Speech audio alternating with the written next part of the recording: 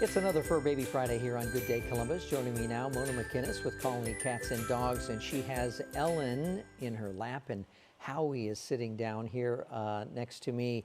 He's a little scared, so he's being very reserved. He's a puppy that was found in southern Ohio with some litter mates, huh? Yep.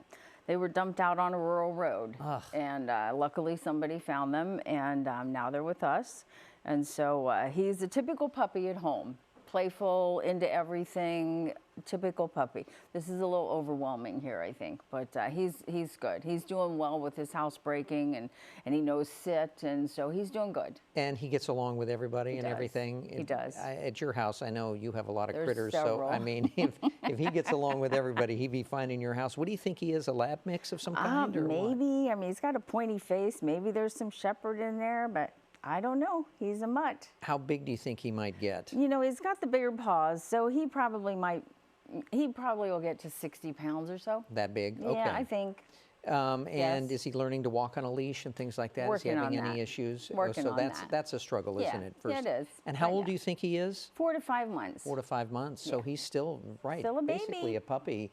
And again, people dumping dogs in the middle of nowhere. Yeah. We just did a story last week with that group that was dumped up in Delaware in a cage, you know, Yeah, on the side of the I know. road. And this is happening everywhere. Yeah.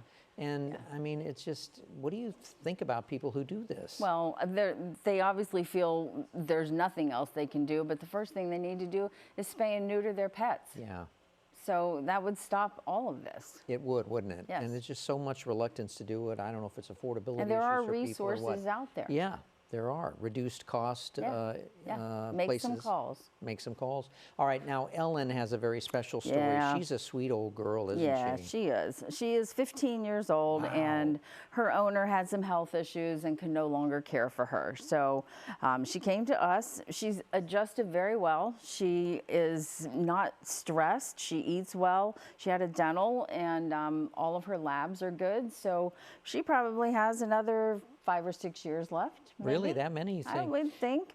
But She's a long hair, so does she like being, apparently she likes being Yeah. petted and brushed, Yeah. right? She's used to Yep. that? Yep. So did she live her whole life with her one She owner? did. Oh, She my. did. So, you know, a lot of times they'll go through a real adjustment period.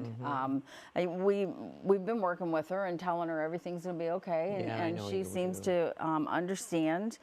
We have a lot of Reiki, a volunteer that does Reiki, and really helps some of these It does cats help. adjust. We've used that before. Yep. Yeah. So, Let's talk briefly about the importance of adopting an older animal like that and the value that they can bring to your home. oh, absolutely. They're usually calm. They know all they want is a nice place to lay in the sun and maybe get a lap in the evening when you're sitting down watching TV or reading.